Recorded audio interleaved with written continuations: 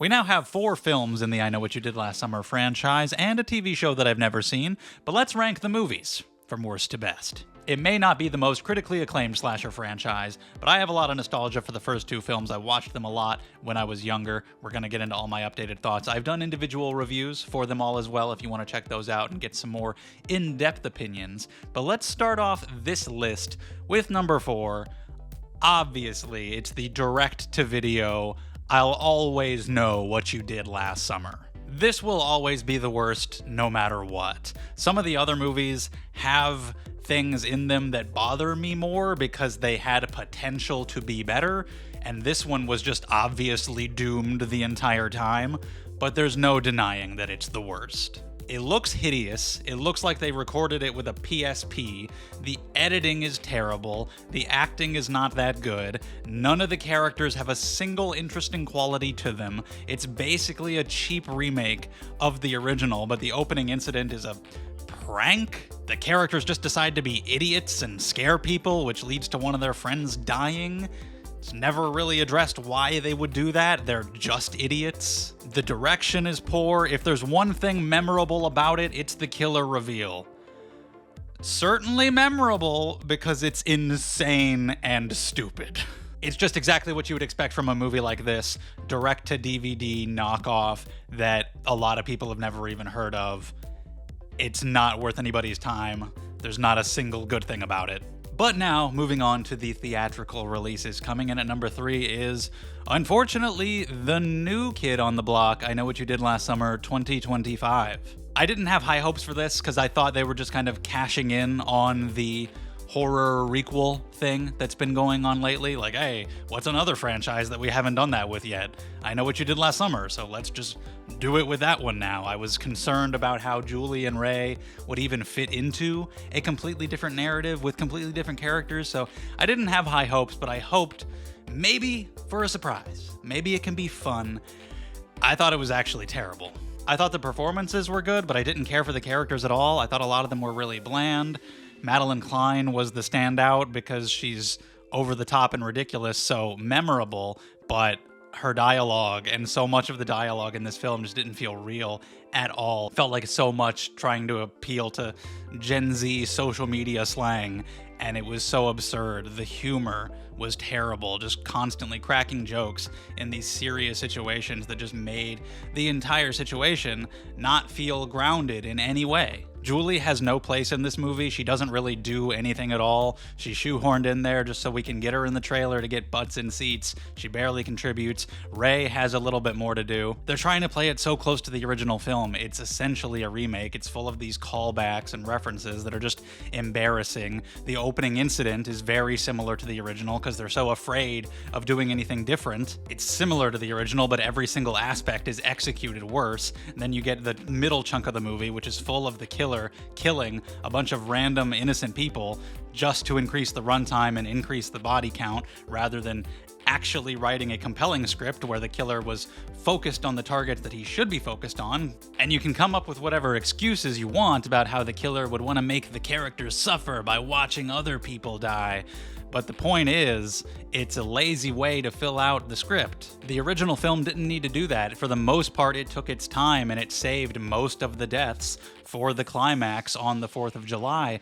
And this one is just like, what if we just have a body count? That'll be compelling writing, won't it?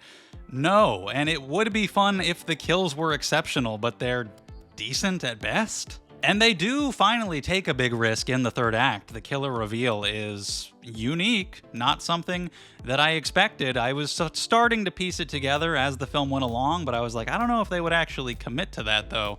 And then they do. And I gotta give them credit for that. They do certain things that other franchises would not do. I still think it was stupid, though. It's a good idea, but I think it was terrible execution. I don't think it made any fucking sense. I think they were just prioritizing shock value, and it makes me not want to consider this canon at all, so I didn't enjoy it in the slightest. I've seen a lot of weird discourse surrounding this movie of people who were fans of it just completely dismissing anybody who didn't like it as like, oh, you just hate fun. You're just complaining just to complain, all this kind of stuff. And it's so weird because every negative review I see says all the things that I just said about the writing and the characterization and how these things are used in the narrative and everything. And all the positive reviews that I've seen are like, It's so camp. Madeline Klein looked so good, and it's like, okay, if you liked the movie for those reasons, that's fine, but you can't act surprised that other people didn't like it. You can't complain that they didn't like it. People use the word camp to excuse things being bad, and it gets really annoying. Campiness still has to be done well. Oh, it's lighthearted, it's camp, so therefore it's great. No, the humor actually has to work well. The tone actually has to fit. And it didn't, along with so many other issues that I had. And if other people genuinely like the movie, they have actual, real things that it did for them, that satisfied them as fans, that's great too. Just did not work for me at all. Coming in at number 2, the movie that I did watch a lot when I was younger, but rewatching it now, I don't think it's good at all either. And that's I Still Know What You Did Last Summer. The entire premise of this movie is absurd. The killer stages a fake radio contest to make them think they've won a trip to the Bahamas, buys them plane tickets to the Bahamas, then goes down there himself to kill them in the Bahamas. May I ask why? Why did you do that? Why don't you just kill Julie anywhere else at any point in her life? They say he used to work at the hotel in the Bahamas, but who cares?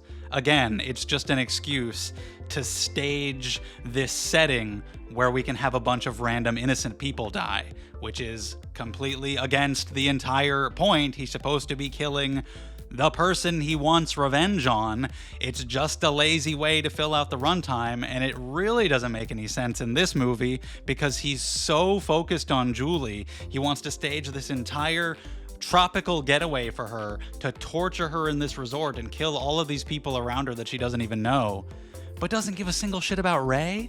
Ray, the guy who actually was driving the car that ran him over in the first movie. Ray, the guy who actually chopped his hand off at the end of the first movie. The guy who you should hate more than you hate Julie. He just runs him off the road at the beginning. He doesn't give a shit about Ray, but he stages all this shit for Julie and kills a whole bunch of innocent people, just to culminate in him accidentally killing his own son like a dumbass and then dying 20 seconds later. That's what it was all about. That's the plot. Okay. Brandy and Mekhi Phifer are fine, but they're just not that interesting because unlike Barry and Helen from the first film, they don't have anything to do with anything. They're not connected to the actual plot. They're just kind of around. Jack Black is very memorable. That's for sure. It's bloodier than the first film. Will is a super boring character, which makes it obvious that he is the accomplice, because otherwise, what would be the point of him? The Will Benson twist is so stupid. There's a bunch of little things like the fact that there are a whole bunch of guests there, and then they're like, oh yeah, by the way, it's storm season, so there aren't going to be any guests, and then all the guests are just immediately vanished. The fact that nobody knows how to turn off a tanning bed. It's very much a retread of the first one, but much worse. It was just made because the first one was successful. They turned it around in a year, new writer, new director, and I don't think it worked at all. As far as I'm concerned, there's only one good film in this franchise, and that is my number 1, the original I Know What You Did Last Summer. A lot of people have dismissed it as a Scream knockoff. I think it's very different from Scream. Kevin Williamson wrote it, but he wrote it before he wrote Scream, and I think it very much stands as its own thing. I think as the franchise has gone on, it has become more like Scream. It became the thing it was always accused of being, but I think this is a really entertaining slasher. It has its issues, for sure. There's the Johnny Galecki kill, which you kind of have to stretch a little bit to justify why the killer would do that, but it's just the one, and you can figure out reasons. I don't think the hook is a super interesting weapon, and after 4 films, I feel vindicated in thinking that, and the kills are barely rated R. They could have done more with that. And I hate how Julie is reduced to just a screaming mess in the third act. She doesn't do anything. It's really weird. But it's really entertaining. I like this setup and this moral dilemma that they're placed in where people are wondering, like, what would you do in that situation? You might like to think that, of course, I would do the absolute moral upstanding thing, but when you're in the middle of that chaos, would you actually? It's hard to actually know, and so it's unique, and it makes them kind of unlikable in a certain way, but you also see how it's affected them and how their guilt has kind of ruined the paths that they had laid out for themselves in their lives, and now they're being stalked, and harassed and eventually killed. And I really like the structure and how it builds and builds and builds to July 4th, and it's kind of just set piece after set piece in the third act, killing them one by one. And Helen's chase through the department store and the alley, that's all really good. I like the cast. I think it does a good job with the mystery, setting up these red herrings and leaving you to figure out who's who and what's going on here. Who's David Egan? Or is he the guy that we hit? What's the deal with his sister? And like, there's enough there to keep you guessing, and I think it's still really entertaining. It's too bad they never made any sequels. But hey, 1 out of 4. That's a 25%. That's only an F, so not that bad. And I've heard bad things about the show too, but I can't say anything about it myself. But no matter what, I'll always enjoy that original. But leave your thoughts down in the comments. How would you rank these films? Do you agree or disagree with anything that I said here? Let's talk about it down there. Thank you so much for watching. Leave a like if you enjoyed. Subscribe to the channel if you want to see more from me. I Know What You Did Last Summer coverage has concluded, but we have a ton of more horror movies to talk about coming out very soon. I appreciate the support, and I'll see you next time.